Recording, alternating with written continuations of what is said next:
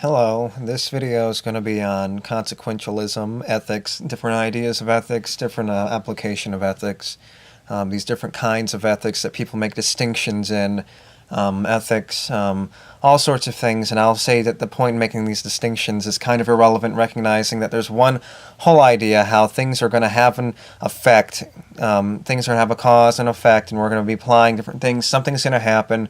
And an example I want to use in understanding intent doesn't mean anything, especially when consideration, even law, intent doesn't matter. Obviously, there's different kinds of murder, first degree, second degree, based on intent and thinking about something beforehand. But when it comes to some kind of recognition of reality that we're living in, just because you lay a nuclear bomb somewhere and and you put a timer on it that says 24 hours before it detonates, doesn't mean that just because no one stopped the bomb timer from exploding doesn't mean it was everyone else's responsibility, or they have to take responsibility. The people that are now dead, or someone else that was now dead, that no one else decided to take care of the bomb, or no one found the bomb and deactivated the bomb. It's no one else's fault. The root cause is you're responsible, the person that laid the bomb, with any reasonable expectation of understanding that the root cause, the person that we can find the most responsible directly, disregarding any other past events, the person that laid the bomb there, took responsibility for putting the bomb there, is the one that's the root cause, the reason why it happened. The responsibility lies on no one other than the person itself, unless the person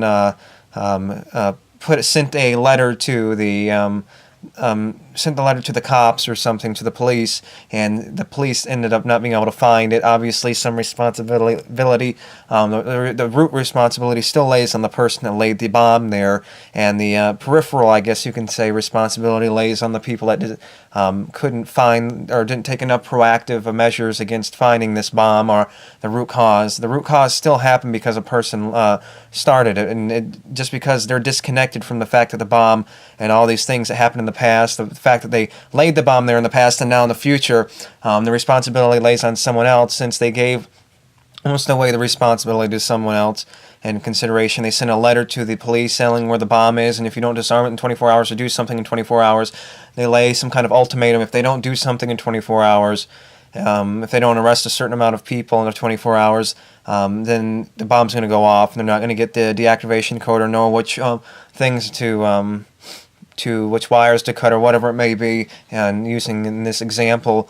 But regardless, the root cause is still the person that laid out the bomb, the person that made the bomb. Obviously, you go back to it, but the person that laid out the bomb, obviously, it goes back to all of these different things. We're just constant movement, things have a movement, but the responsibility goes on the person making a malicious intent to use that bomb for the effect of harming others or causing suffering in others.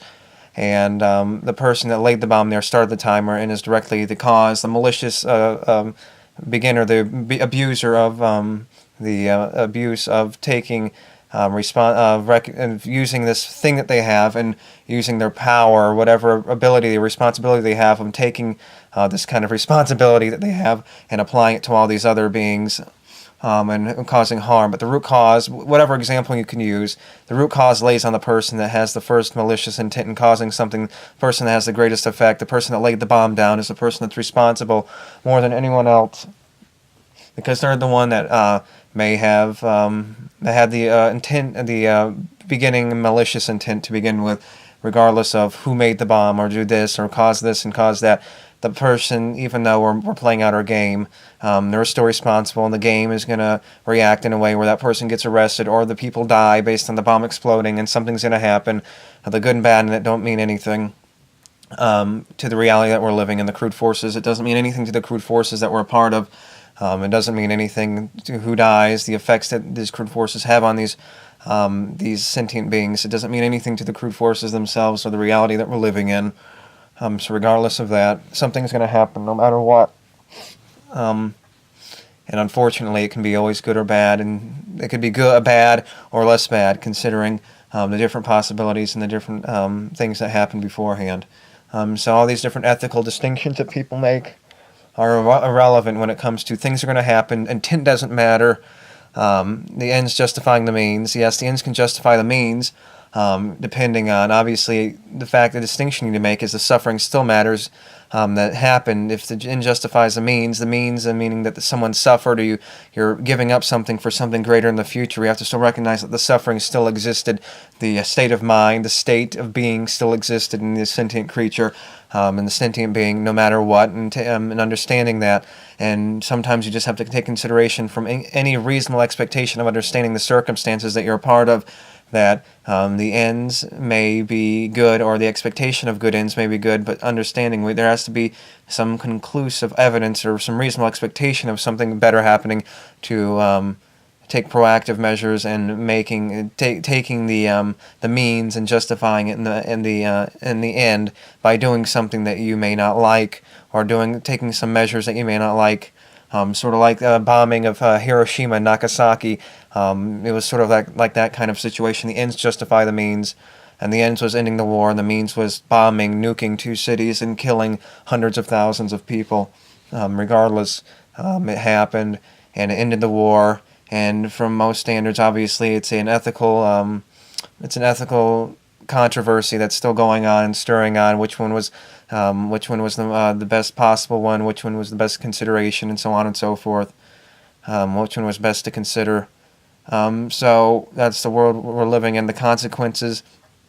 It's still the root cause. You're not disconnected from what happens. The bomb going off. The bomber, even if you put a timer on, and even if he told the cops or the police that and to do something, blackmailing the cops or police and saying, if you don't do this, then I'm going to set the bomb off, and it's still the bomber's responsibility. He's still in control of the situation. He's still the root cause. Just because he's the one that laid it there in the past doesn't mean when the bomb eventually does get cut or deactivated, defused, or goes off, doesn't mean he's not responsible for what happened, and he's still the one that caused it to begin with.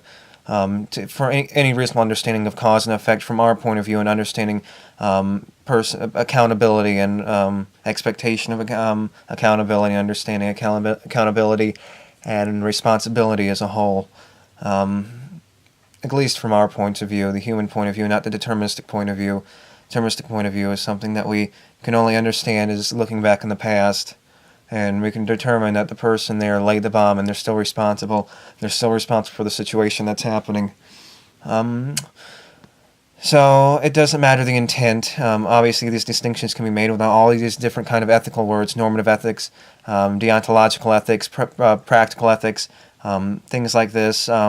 Meta-ethics, there's all sorts of words in applying, and the only perception distinction is to make is the distinction between these different ethics, and the point of view can be applied to one specific standard, and understanding the reality has an effect on these sentient creatures and beings. You're still responsible. The intent doesn't matter, but obviously in consideration for the law, there's distinctions made, but in the overall, if the things still happen, the intent, it doesn't mean much when understanding that the things still happen. It still happened a certain way, and in the action of something suffering, the intent based on the person that caused the abuse or the action to happen, your intention doesn't matter in the end. It's something that happened, and sort of like we're taking responsibility. We're not always necessarily taking responsibility for the intentions and then understanding of what our effect beyond our own notions of our own understanding. We can only see so far in recognizing our own effect on the world that we're living in, and we can only take so much responsibility for our actions to a certain point. But I guess our respond to a certain point, regardless of our understanding of our effect on the world and the things that we do that may have an effect at a certain point. But from our own perspective, it's about understanding a specific root cause based on a specific intent or an understanding of an act of doing something. And from our own point of view, we can understand our responsibility and our accountability to a certain point with any reasonable understanding of the world that we're living in and our direct cause to something else, as opposed to something that we did that caused something else. Obviously, this constant movement thing that we're living in can be considered in this possibility. We understand that if we shoot someone or we poison someone, we obviously did something wrong, and we can take direct responsibility for that. Even if the game is deterministic or whatever it may be, you're still responsible. You're still playing your part, and the part that's going to be played in reaction to that is the police are going to arrest you, and you're going to spend some time in jail, and that's the deterministic reaction. That's the deterministic thing that's going to happen, regardless of your excuse, and using determinism as some kind of excuse that, if you understand it, then there's no control over doing something. There's no taking responsibility. And the responsibility that you're going to take is responsibility imposed by the very standards of existence that we're living in, based on the standards that society has created. And that doesn't necessarily mean the societal standards are always right or always in the right place. But something's going to happen, and a reaction is going to happen to what you do. The reaction in the society we're living in now, based on the ethics and things like that we experience, is regardless of what you think is right or wrong. If you do something wrong and it's against the law and you get caught by the police, you're going to spend some time in jail and so on and so forth. These individual things are going to happen one after the other, and the effect and the cause, and explaining something as an effect is irrelevant other than the cause and these different things happening in response to something else in the movement and bumping into things, based off of this deterministic mechanism that we're living in, this consequential mechanism that we're living in, the ends justifying the means, and that can be applied only in specific circumstances where there's an undeniable understanding of what necessarily the ends are going to be, the ends that are going to be justifying the means that you're applying to, and there has to be some kind of there has to be very little doubt in the expectation of those ends justifying the means. But if the ends are so extreme, and the means are obviously, the ends are extreme, and the means are not necessarily that extreme, then obviously sometimes it's worth taking the risk and understanding the outcome that could be possible, unless it's like winning a lottery.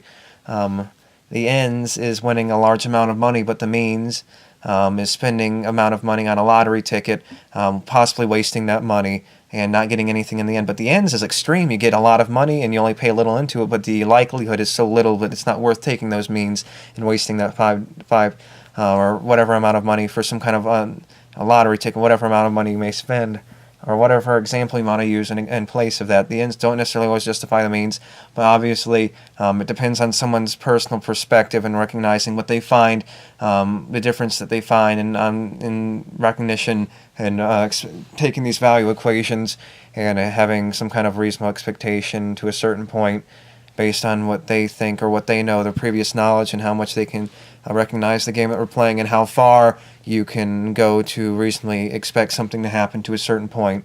How much doubt, how much knowledge you have of a certain situation can change the outcome, or a reasonable understanding of if something should be done or not be done, based on the knowledge or the circumstances used in the specific circumstance of making that choice and making that decision.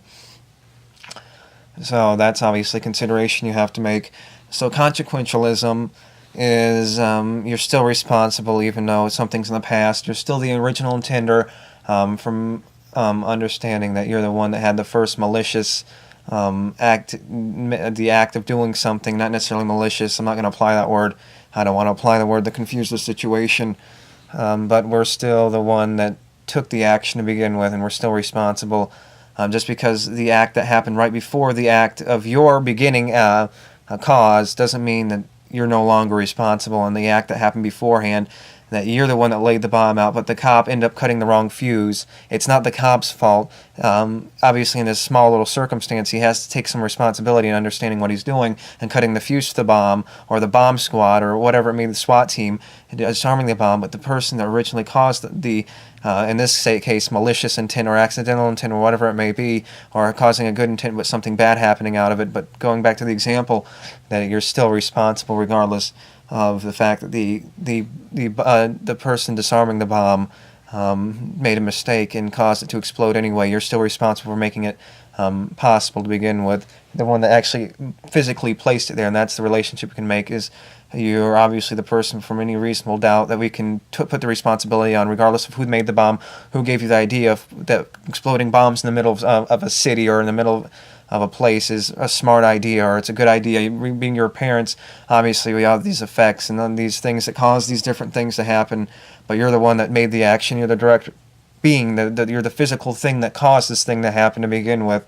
You're the one that physically interacted with the thing that caused the destruction, and you're the one responsible, going to take responsibility for the actions of the destruction that leads to, regardless of something that you put a timer on it for 24 hours, and 23 hours later the bomb explodes because a cop or I keep on using cop, or any kind of officer, or some kind of disarming officer is using a direct example in understanding the situation, cuts the wrong chord, and he ends up being somewhat responsible, but responsible inside the responsibility that you had, the accountability that you had, the responsibility that you're the one that initially caused the event to happen to begin with. So you're still responsible no matter what happens to this situation. You're the one that initially caused the event to happen, and regardless of what happens, intent or not, we all have an effect, and beyond any unreasonable understanding of what's happening beyond a certain point, we can only go so far in seeing our effect on the world around us. But we all have an effect. It doesn't matter our intentions, bad or good. It's an effect that we have.